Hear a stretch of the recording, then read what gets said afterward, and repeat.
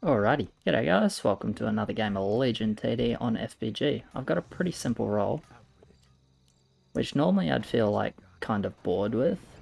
In FBG I want to like try and experiment a bit more, but I'm actually pretty happy this game. That's because I was thinking, rather than just like the normal gameplay, or in addition to the normal gameplay, what I'm thinking I'll do this game is talk a little bit less about the game and a little bit more about how to describe, I suppose, like my theory on how to improve in this game, right? So if you've been around like Ent or FPG even at all, probably aware that like there are a few people that after a loss they'll go to the chat channel. It's like, I got TK'd, this guy TK'd me, everyone's so TK, it's other people's fault, blah blah blah, you did this wrong, you did that wrong. And I don't know, I don't like that. I don't really care. I don't like that per se, but I also just think it's a fairly flawed, a pretty flawed viewpoint on it. Because for me, why is it someone else's fault? Or like, you label it someone else's fault, and how does that help you, right? It really doesn't. So rather than saying that blah blah blah, whatever went wrong is someone else's fault, should be thinking of what could I have done better. And if someone else did fuck up, even if that's not debatable, is there something, like, when did you notice? Did you notice at the right time? Did you say anything? If not, why not? And because other person fucked up, does that mean you should change something about what you're doing to try and, like, cover for that and assist for that? And sometimes the answer to all of those things is no, and there's just, like, not much you could have done, and that's okay. And then you just have to fucking take the L, right? But that's just how this game goes, right? Sometimes you gotta take the L's like that. If they furb to, it's a really good play, but I'm just going to ignore it. Yeah, so based on that, I think the only thing you can do is really look at the way you play the game, right? And just try and improve yourself. There's no point trying to improve other people, because it's not going to happen. Yeah, it's really just not going to happen. So you can try and advise them in game, whatever, blah blah blah. This is too slow for Nick, I don't know what this is. You can try and like give them advice inside of the game or anything like that. But realistically, in terms of like actively helping other people improve, that's a pretty that's a bit of a process, right? And it's not going to happen just inside a single game. So I really think the best way to actually improve your own gameplay is to like chill out about what other people are doing and just try and just try and cop it on the chin, basically, even if they fuck up and it's like, yeah, this is wrong. And, you should recognize why you think it's wrong and what you think is incorrect about it, and then take the lesson from that. And if it ends up working, then you use your little system, which I have, which is called IER, right? IER, so it's intent, execution, result, right? This is a really, like, simple sort of thing has helped me improve playing this game, right? So firstly, you've got your intent. All your intent is like, what do I want to do? What am I trying to do besides like build tower, build wisp, push lumberjack, send unit, win game, right? That's not intent. For this role, right, my intent is, okay, I'm going to YOLO early in the game, pushing as much as I can, playing maybe a little bit risky, but I know I have the option to carry 15 with Thunderbird Ascendant on this role, right? So I want to YOLO with the option to transition into carry. I don't want to sack that option too early for no reason, especially because I see the rest of my team. We have one carry 15, but he's playing a really awkward starting role, so he needs kind of a good game to actually get the carry 15 off, right? So it's a bit hard for him.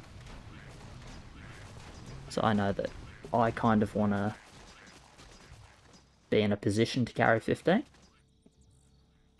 So I don't want to play super, super risky. I just want to push as normal. And if I think risk is the best play for me, then I'll do that.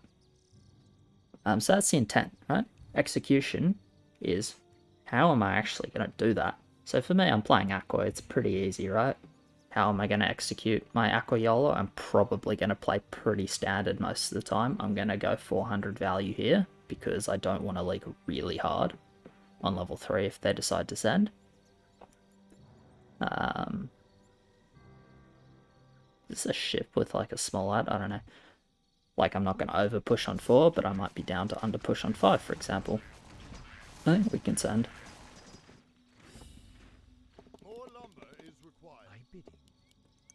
I'm going to go Wyvern, I think. I like the sound of Wyvern.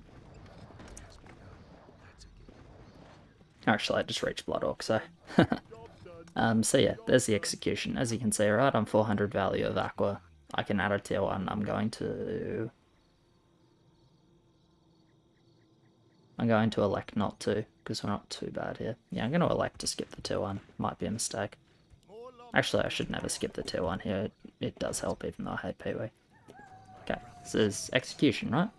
So that's my intent, there's my execution, and then the result. And I know I've said a few times, like, the results-based analysis bad. But the thing is, results-based analysis is bad, saying, like, this was good because it worked, or this was bad because it didn't work. Right? That's problematic. But what I'm going to do is use the result here as a measure of my intent and my execution. So if something goes badly for me, I can have a look at it and say, okay, was my intention or my execution poor, right? Could I have done something better, or should I just not have done this in the first place? So you can see here, my execution, right? My intent to YOLO but not risk too hard on 4. My execution to go 400 with a tier 1. And then I like just the Blood Orc Whelp to send. So I think the result is pretty good. I like just 2 sends, first 320 wood with 4-0. That's pretty good. So it follows my intent. My execution made or led me to a good result. Therefore I can say it's like, yeah, good job, I did well. Yeah, and that's really solid. So I can be happy about that. But if I decided to go 350, for example, and just full risk, and then we leak, instead of 11 creeps to king, if we leak 25, I can say like, I think my intent to YOLO was fine, but I think my execution was a bit poor. You know, over pushed, risked too much. This KC is a bit questionable, not killing the thing that does lots of damage. They're going to lose 2 heals here, by the way. You know, then if we leak 25 to king because I go 350 value, then maybe my execution is poor, right? And I could do something better. But I would like compartmentalize that, right? I would remember that for next game, and I would think, well, you know, the next games, and I would think more about that the next time. Pretty sure we do need a regen, by the way, but no one has a lumber at the moment. This is actually just KC gapped if we lose a heal, but whatever. So yeah, that's why I really like IER. I think it's important. And it's good because it's really self-focused, right? And in terms of your execution and intent, right?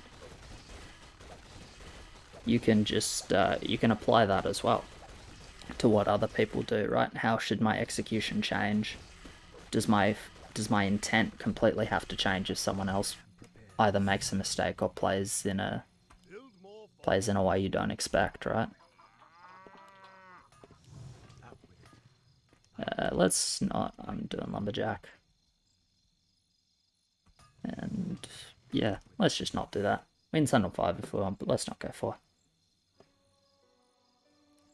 So if someone else plays, either like makes a mistake, fucks up, plays poorly, or just plays in a way you don't expect them to, right? Then maybe your intent has to change, maybe your execution has to change, right? Or maybe it doesn't, and you just have to make that judgment call. So it's fairly easy a lot of the time to judge if your execution was poor. Example might be just like, oh yeah, my intention was to YOLO with this, but I leaked 10 creeps on 5 to no send. And then you think about, okay, why did I leak 10 creeps on 5 to no send? Sometimes the answer will be, yeah, I just underbuilt a bit too much. Sometimes the answer will be, like my placement was bad. Sometimes the answer might be, like, I should have built this unit instead of this unit. Right? There are a few different options for that, right? Or I built 2 Crusaders and I should have tried to YOLO with only 1 Crusader, as an example, right? And that's where it comes down to your own game knowledge, game experience, right? Which is subjective. But that's where it comes down to just your understanding of the game to make those calls. And make sure you, you know, make sure you get that right, make sure you get the correct answer. And if you're not sure, that's when you can either just essentially like sack the lesson and just be like, okay, I did this last time, that didn't work, so next time I'm going to try it this way, even though I'm not sure like what went wrong exactly. Might try it this way that's different, and then it's like a scientific process, right? You're changing one variable, so you can say, was it this? No, it wasn't. Was it this? No, it wasn't. Was it this? Maybe it was, and then, you know, it works, and then it was like, okay, so it was probably this. Right? I don't know what, there's 2 aqualines, dude. It's not on me. So you change like one thing at a time, right? To figure out, or to try and figure out like what went wrong. And you can do that in debug, or you can just, you know, play that role or similar roles again and see what works, what doesn't work, what you like, what you don't like. So yeah, I think that's like a really solid sort of way to improve, just to break down like what happened, rather than just saying like, oh yeah, I leaked on 5. What, and then begs the question, like, why did you leak on 5, you know? What went wrong? Or was it good to leak on 5? But, you know, if it was good to leak on 5, did you think about that? Or did it just happen and then you were like, oh yeah, but this was good, so it's fine, you know? So there's a big difference between thinking like, okay, I think a leak on 5 is good for the team, and then building in such a way where, you know, you're leaking small on 5, or if you're, you know, if you have like quote unquote slightly bad focus, you leak small on 5, and that can be good for your team, right? But if you don't think about that beforehand, there's a big difference between doing it consciously, saying like, yes, I think this is best for my team, so I'm going to do it, and just doing it and then going afterwards like, oh yeah, I leaked, but I guess it was fine, so it's cool. You know, I think there's a really big difference between those two things. Resend 6, that sounds spicy if they don't have ammo. I'm actually quite down.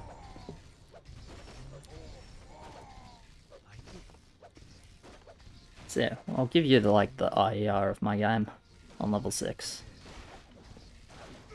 And we'll just say it that way, I guess. About what I'm feeling so far.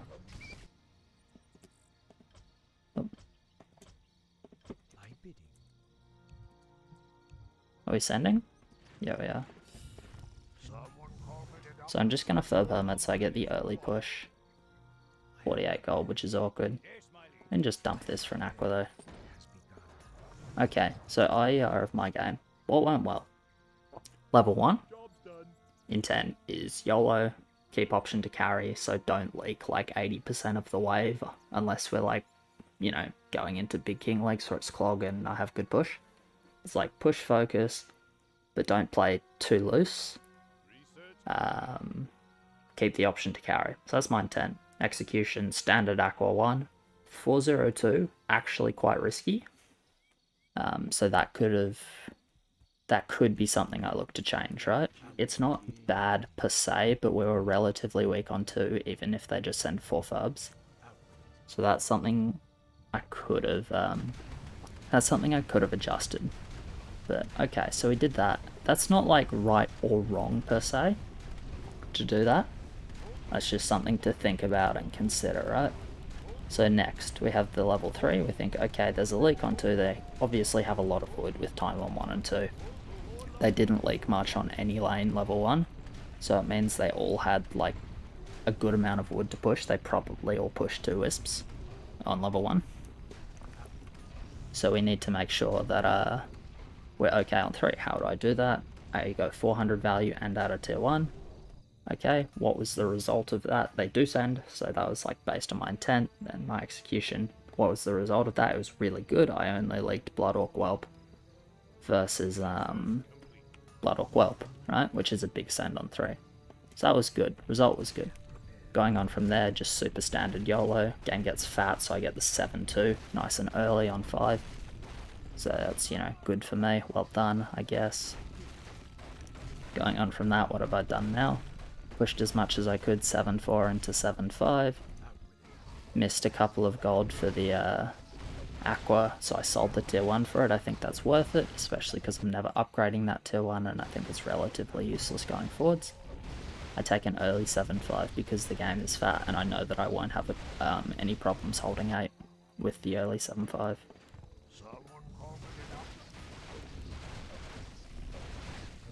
And then when we're thinking about the result, we're not going to look at level 7 for the result. I don't know the result on level 7. I'm going to know the result on level 8 and level 9. Spoiler alert, it's going to be totally fine. But that's when I know the result, right? Is level 8, level 9. Because if I'm leaking hard level 8, level 9, because I did the 7-5, maybe I needed to just to just stay 7-4.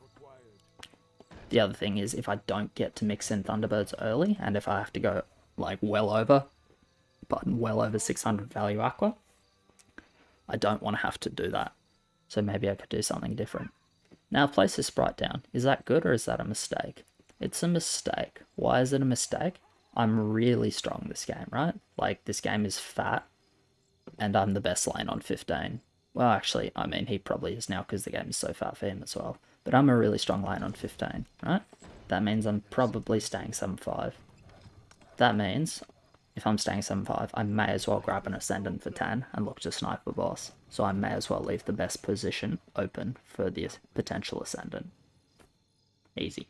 Why don't I build an Aqua here? Because it does absolutely nothing. Ascendant Mogul, makes sense. It does absolutely nothing, right? That's why I skipped the Aqua. Because I don't want more Aquas on my lane. I only want, I only want good units. Or units that are good transitioning into 10 and into the mid game. For me, on this role, that is Druid and Sprite. Does he go mid? Yeah, really good. So I basically only want Druids and Sprites while I've got this role. If I think that they're going to send some level that's not 15, then I can use the free roll. I'll use the free roll before or on 15 anyway, looking for auras, probably. But that's my intent for the rest of the game, right?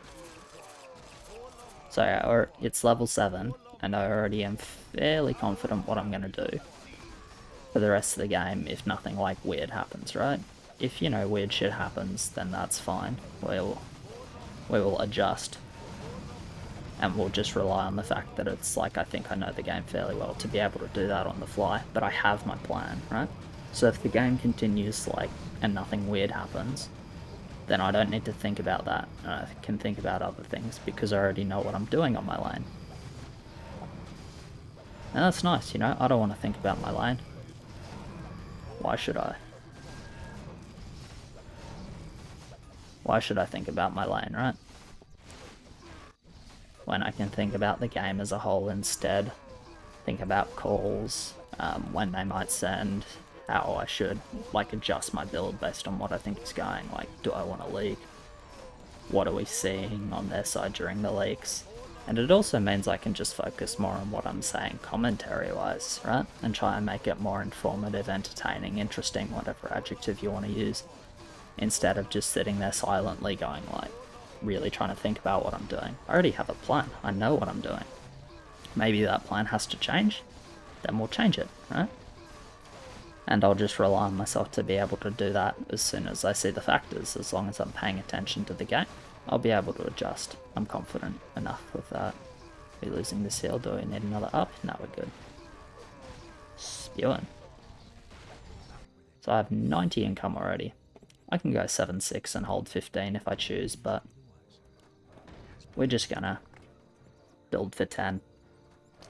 Because as I said, I can just have a lot of value on 10 and probably snipe a boss. I like that blue went for an early 7-6. I actually do quite like that. You should sell that null for an aqua.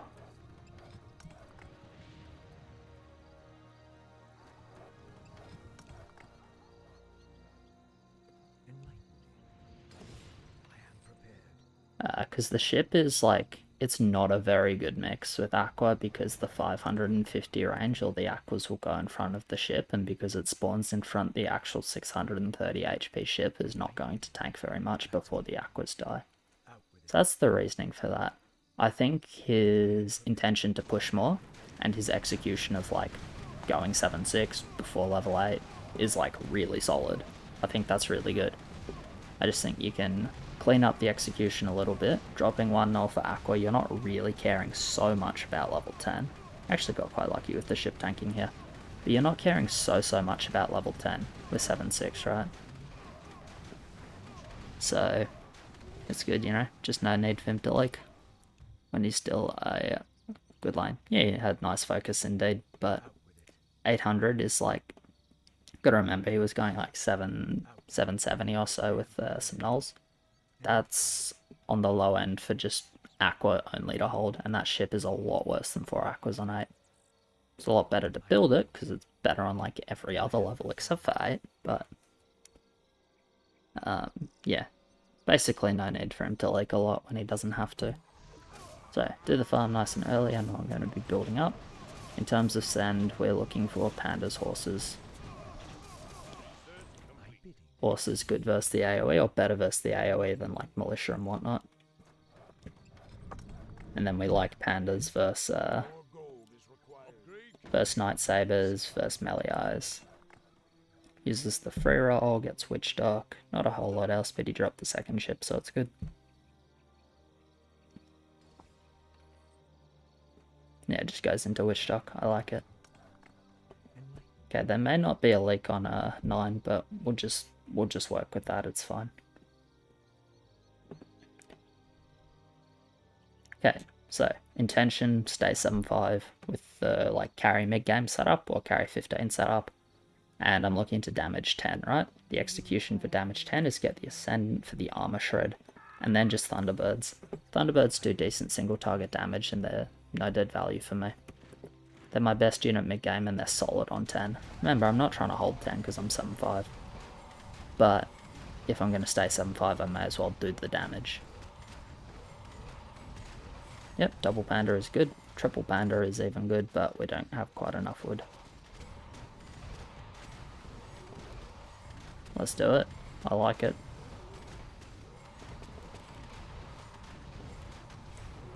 And then primary horses. I need for Whelp, pretty bad versus Night Saber.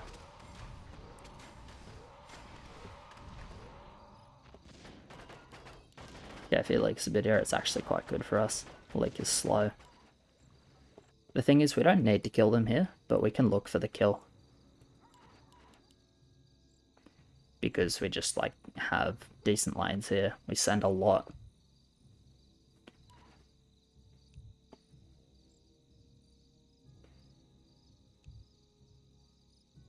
Is he doing the last one as well? Okay. Easy. I don't really want to cover Ferb since I think I'm a bit of the carry. Alright.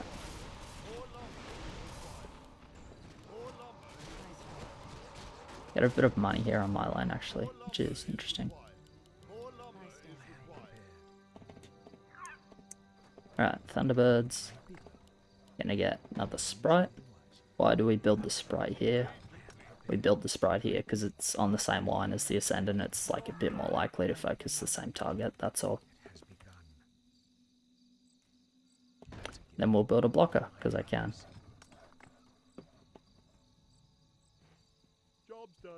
How dare you send one dino? Absolutely inexcusable. I mean, obviously it's totally fine. As is, like, reroll time was gone and has come and gone, but it's whatever. I mean, his 2,100 value of pure privateer. It's pretty legit. Anyway. They skip. Okay. What the fuck is crazy? I mean, I'm probably just holding now, right? Yep.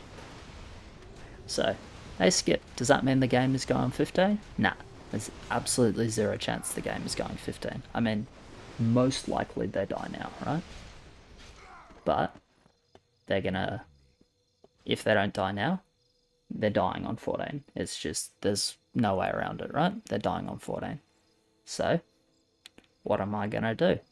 I know they die on 14 if they don't die on 10, or they die on or before 14, right? Which means that Thunderbird, not so useful anymore. Like, low-key, Outcast is the best unit in my role for this game state. Am I going to keep Outcast? Fuck no. I'm going to re-roll and look for better units than Outcast, but I'm not going to do it before dropping. This is it. As I said, like, I have my plan for the normal game, but if something weird happens, then we adjust. If something weird happened, they completely skip 10. Even though they don't have tons of bank, this skip will leave them relatively weak. I mean, it will leave them relatively dead, right? But it will leave them relatively weak, which means they can't play a 15 game. If they can't play a 15 game, the latest they can send is 14, so I'm looking for units that are good 12, 13, 14. Have units that are okay 12 already. But realistically, I think I'm more looking for 13, 14. Because we have so much value, we shouldn't be too scared of 12.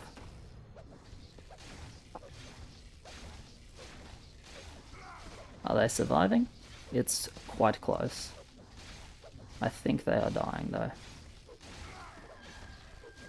They have max regen, but it's not enough. Oh, a couple of hits off. Anyway, cheers very much for watching, guys. Cheers for listening as well. Hope you found that sort of interesting. But yeah, I'd really recommend that to look for a way to improve. But yeah, like, subscribe, all of that, and I'll catch you in the next one. Cheers.